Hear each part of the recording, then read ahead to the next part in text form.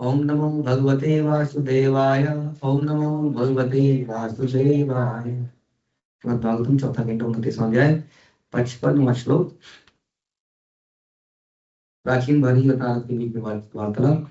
सत्वं विचक्षय मृगचेष्टि तमात्मनोऽन्त चित्तं नियच्छ हृदि कर्णध्वनिं च चित्ते जंगन्नाश्रममत्सत्त मयूथ गाथम त्रीणि हंस शरणम विनम क्रमेण। हे राजा, तुम हिरण की अन्योक्ति को समझने का प्रयास तो करो। नहीं, हमने आपको कोई कहानी सुनाई, आपने कहा कहानी बहुत अच्छी थी, आप समझो वो कहानी आपको कुछ बताने के लिए करी थी, उस कहानी के किरदार आप ही हैं। आप समझे ही नहीं आपने क्या कहानी सुनाई, मजा आया। आपने कुछ आपको बोला, आपने हाँ बिल्कुल सही कह रहे हैं आप, वो ऐसे ही करती है, बिल्कुल सही कह रहे हो, ये बिल्कुल उसके लिए है ना, नहीं आपके लिए था ये, तो आप समझे नहीं।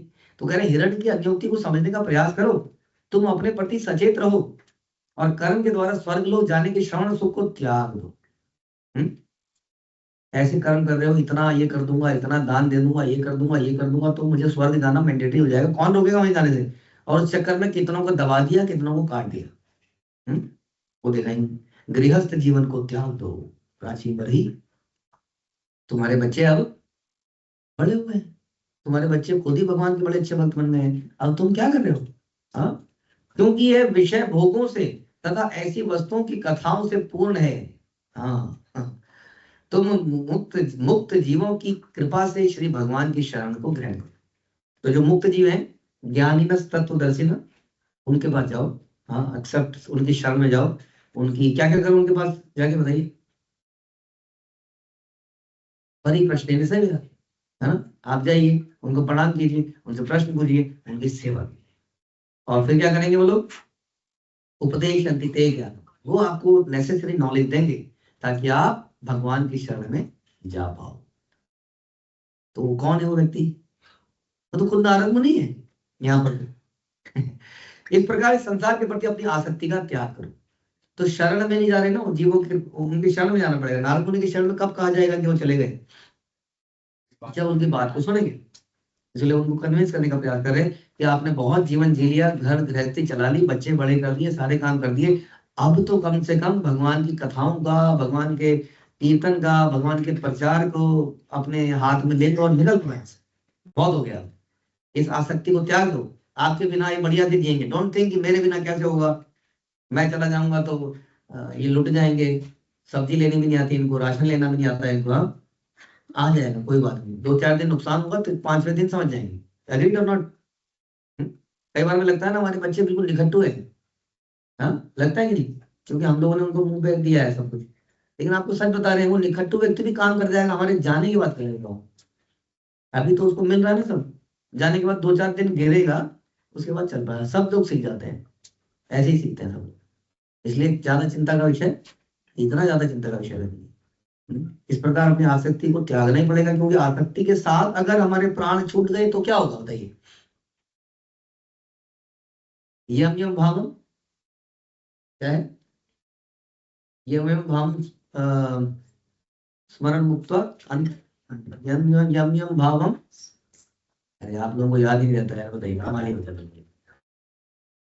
त्यजन्ते अंत कलेवरम, यम यम वापि स्मरण भावम त्यजन्ति अंत कलेवरम तम तम एवेति कौन्तेय सदा तद्भाव भाव। यानी कि जिन यम यम जिस जिस भाव के साथ वो प्राण त्यागता है, उस भाव को ही प्राप्त करता है। ये कन्फर्म्ड है एकदम। समझ में? तो यदि आसक्ति के साथ हमने शरीर को त्यागा तो क्या होगा? वैसे ही शरीर मिलेगा। इसीलिए बोला जा रहा है, कोई ऐसा नहीं है कि कोई क्या ये लोग तो घर गृहस्थी का गेस्ट में है। नहीं नहीं नहीं, यहाँ पे घर गृहस्थी तो हम ही लोगों की चलती है ठीक से, क्योंकि हमारा उद्देश्य कुछ और है ना, लूटना खसुटना नहीं है। एक दूसरे के शरीर को, एक दूसरे के पैसे को, रूप सौंदर्य को, हम सेल्फिश नहीं है, इसलिए गृहस्थी सही चलती है। उद्देश्य भगवान को दर्शन करना है। हाँ, लेकिन at some point of time the only the focus is change. Focus is change from भगवान की और फोकस को करा जाता है, रेदर देन गृहस्थी की जिम्मेदारी है, क्योंकि कौन सा दिन आएगा जब गृहस्थी की जिम्मेदारी छूटेगी? ऐसा कभी नहीं आएगा, सब जानते हैं इस बात। और दूसरा व्यक्ति कब इसके लायक होगा कि इसको उठा पाए? बताइए, नहीं कभी होगा, बताइए कब? घर वाले लोग कब इस लायक होंगे कि गृहस्थी को संभाल पाए? जब उनके सर पर पड़ेगी, उससे पहले नहीं। राइट? तो इसलिए एक पर्टिकुलर टाइम पे यहाँ पर नारद मुनि समझा रहे हैं कि नाउ अब आपका समय आ गया है कि अब फोकस भगवान की तरफ आपको कर लेना चाहिए। उसमें आपको अपना भजन बढ़ा सकते हैं, राइट? अपनी सेवाओं को बढ़ाया जा सकता है। हाँ, इस प्रकार से सब टोटल समय भगवान के लिए देना है। तो नरोत्तम दास ठाकुर भी कहते हैं कि कर्म कांड ज्ञान कांड केवल विषय भांड। कर्म और ज्ञान कांड जो है केवल विषय विष है, विष के प्यालों की तरह है। कर्म कांड समझ गए आप लोग? जितनी भी पूजा पाठ संसार में होती है वो कर्म कांड में आती है। वो कह रहे हैं ये विष के प्यालों के जैसा है। ज्ञान कांड भी, जो लोग बहुत ज्यादा रिसर्च कर रहे हैं ज्ञान के ऊपर, लेकिन एक्चुअली में भक्ति नहीं कर रहे हैं, प्रैक्टिकल सर्विस नहीं कर रहे हैं, ये केवल विष के प्यालों की तरह है। जो भी इनको अमृत समझकर पी जाता है वो क्या करता है? बार बार पैदा होता है, अलग अलग योनियों में, अलग अलग शरीरों में, बड़ा कठिन संघर्ष करता है। ऐसा व्यक्ति सभी प्रकार के व्यर्थ पदार्थ खाता है, पीता है, और तथा कथित सो कॉल्ड इंद्रिय तृप्ति, इंद्रिय सुख के कार्यों के कारण तिरस्कृत हो जाता है एक दिन। सामान्यतः लोग संसारिक कर्मकांड और ज्ञान कांड के कर्म फलों के प्रति बड़े आकर्षित हो जाते हैं। कोई स्वर्ग में जाना चाहता है, कोई ब्रह्म बनना चाहता है, नहीं तो कोई जीव और कृष्ण के आनंद से मुक्त होकर जीवन में ही बने रहना चाहता है। नारद मुनि राजा बर्हिष्मान को स्पष्ट कहते हैं कि संपूर्ण जीवन गृहस्थ आश्रम में ना व्यतीत करे। उसके बाद भी दो आश्रम और हैं, वानप्रस्थ भी है, संन्यास भी है। गृहस्थ आश्रम में रहने का अर्थ है अपनी पत्नी के वश में रहना। मनुष्य को सब त्याग कर परमहंस आश्रम में तभी तो जाना ही बोलेगा। नहीं तो आजकल के हिसाब से यही बताया जाता है कि if you can not renounce everything then at least, जैसे मैंने बोला, give your 100% focus to devotional activities before we die. नहीं तो उसी आसक्ति में हम एक दिन चले जाएंगे। समझ में आया? Before we die, and we don't know when we are going to die. This is the problem. तो यहाँ बता रहे परमहंस अर्थात आश्रम श्री भगवान का आश्रम है, और गुरु भी उसी की आश्रित है। श्रीमद् भागवत में प्रमाणिक गुरु के लक्षण भी इसी प्रकार बताए गए। क्या बताए गए? जो व्यक्ति वास्तविक सुख प्राप्त करने का इच्छुक हो उसे प्रमाणिक गुरु की खोज करनी चाहिए, और दीक्षा के द्वारा उसे शरण ग्रहण करनी चाहिए। गुरु की योग्यता है कि उसे शास्त्रार्थ द्वारा अर्जित शास्त्रों के निर्णय का ज्ञान होना चाहिए, और वह अन्यों को आश्वस्त करे, ऐसा उसके अंदर ज्ञान होना चाहिए। ऐसे महापुरुष जिन्होंने सारी संसारिकता को त्याग कर भगवान की शरण ग्रहण कर ली है, उसको प्रमाणिक गुरु मानना चाहिए। परमहंस वह है जिसने परब्रह्म की शरण ग्रहण करी हो। यदि कोई ऐसे परमहंस गुरु की शरण लेता है तो धीरे धीरे उस अभ्यास और उपदेश से भौतिक जीवन से विरक्त हो जाता है। सारा संसार इस प्रकार स्त्री या अपोजिट सेक्स के द्वारा नियंत्रित होने के कारण माया के चंगुल में है। मनुष्य न केवल अपनी स्त्री के वश में है, बल्कि तरह तरह के संभोग साहित्य से नियंत्रित है। नियंत्रित है हम लोग, अलग अलग प्रकार के संभोग साहित्य, magazines, news, TV channels, mobile, इसमें अलग अलग प्रकार की चीजों को देखकर उससे हम नियंत्रित हैं, क्योंकि जब हम बैठे होते हैं तो हमारे दिमाग में तब भी वही चल रहा होता है। भौतिक जगत में फंसने का यही कारण है। कोई भी अपने प्रयास से घृणित संगति को छोड़ नहीं पाता। बहुत लोग कोशिश करते हैं, क्या गंदा काम कर रहा हूं मैं, बट कर नहीं पा रहे। किंतु यदि वे परमहंस रूप प्रमाणिक गुरु की शरण ग्रहण करें तो उनकी प्रगति हो सकती है। द प्रॉब्लम इज, लोग सोचते हैं कि गुरु की शरण लेने की जिम्मेदारी शिष्य की है। जैसे कि गुरु तो कहते हैं कृपा बांट ही रहे, पर कृपा को लूटने वाला व्यक्ति चाहिए वास्तव में। आपको याद है कि रामानुजाचार्य के गुरु ने हमको बोला मंत्र, और मंत्र बोला कि मंत्र किसी को मत बताना, बहुत बड़ा पाप लगेगा। तो इस मंत्र का इम्पैक्ट क्या था? उसने कहा जो इस मंत्र को जपेगा वो सीधा भगवत धाम में चला जाए। तो क्या किया उन्होंने?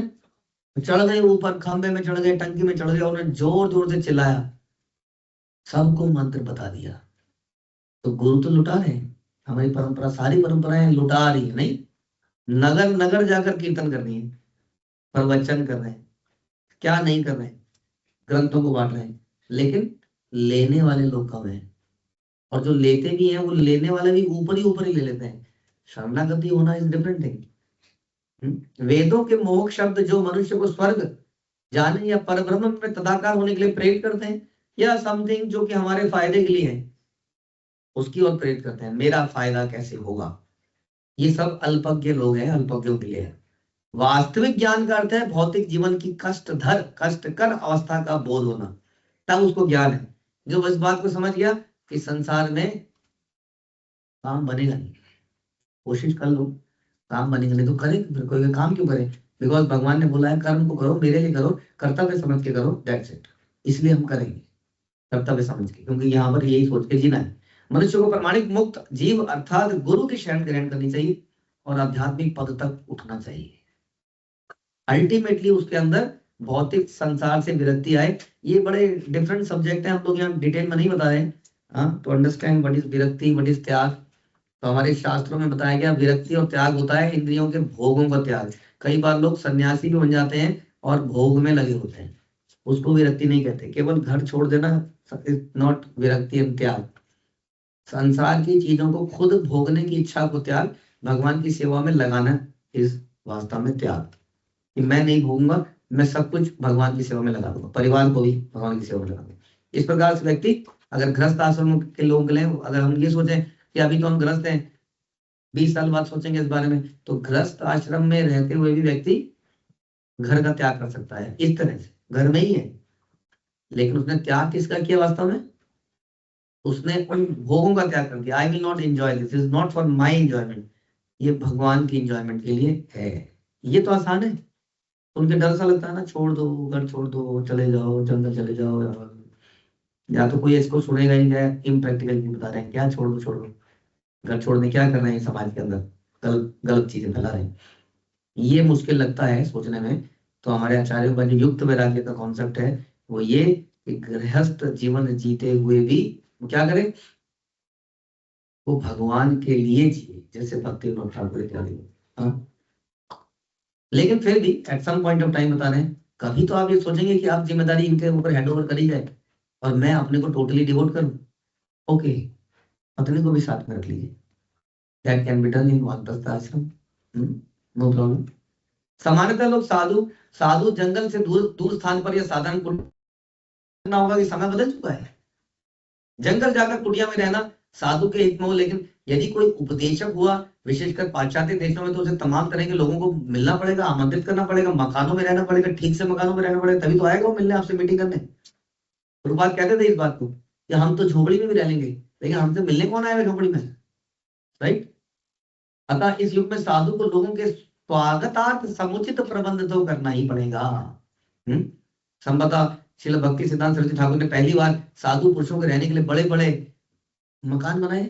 ये हमारे गौड़ी मठ बड़े बड़े बिल्डिंगें बनाई, मोटर कार में गए। यही हम आपको समझाने की कोशिश कर रहे थे कि जब हम त्याग कर रहे हैं, छोड़ देने को कह रहे हैं, तो बेसिकली हम ये कह रहे हैं कि इस घर को, इस बिल्डिंग को, इस कार को, धन को अपने लिए यूज ना करके भगवान की सेवा के लिए यूज करें। इसमें सबका कल्याण है, सबका आनंद है, वास्तव में जीवन का एक अद्भुत आनंद है, वो करने से पता चलेगा। इस युग में जंगल में जाकर साधु की खोज नहीं करनी चाहिए, उल्टे साधुओं को बड़े बड़े शहरों में आना चाहिए, बता रहे हैं, क्योंकि शहरी लोग वहां से निकलेंगे नहीं, उनको वहीं पे जाके उपदेश देना पड़ेगा। धीरे धीरे ये लोग समझ सकेंगे कि ऐसे बड़े बड़े मकान तनिक भी आवश्यक नहीं है। वास्तविक आवश्यकता है कि जैसे भी हो सके कर्म बंधन से मुक्त हुआ जाए। ऐसे रूप गोस्वामी ने बोला, जब मनुष्य अनासक्त रहता है, साथ ही प्रत्येक वस्तु कृष्ण के लिए स्वीकार करता है, तो उसे वैराग्य से युक्त कहा जाता है। क्लियर हो गया व्हाट इज द मीनिंग। ये बड़ा प्रैक्टिकल है, क्योंकि लोगों को इस चीज से डिफिकल्ट संसार में आज के डेट में एक्चुअली में घर त्याग देना। और घर त्याग के क्वेश्चन आता है, जाएगा कहाँ, जगह कहाँ है ऐसी जहाँ भजन कर लेगा, है ना। बल्कि घर में तो फिर भी चार आंखें उसको देख रही है गड़बड़ करने से, बाहर जाएगा तो फ्री हो जाएगा, कौन जानता है। नहीं, अब हम देखते हैं कई बार, जैसे आपके घर में आपके कोई बारात गई, बारात, तो हमने देखा एक प्रैक्टिकल काम में, किसी व्यक्ति ने खूब शराब पी, तो हमने कहा कि फिर वो उसने अपने गांव में पी, उसने अपने गांव में नहीं पी। क्यों नहीं पी अपने गांव में, आप जानते हैं बेइज्जती है, क्योंकि शराब पीने के बाद क्या हालत होगी उसकी आप जानते ही। और वहां उसको कोई शर्म ही नहीं थी दूसरे गांव में, उसने धड़ल्ले से खूब पी और अपने गांव में नहीं। हाँ, तो अपने घर में रहेगा तो कुछ तो कंट्रोल में रहेगा कम से कम, बाहर जाके क्या करेगा आज की डेट में। इसलिए वास्तव में करना क्या है हमें, यही चीज कि कैसे ही जो मेरे पास वस्तुएं अवेलेबल हैं गृहस्थ आश्रम में वो मेरी नहीं है, भगवान की।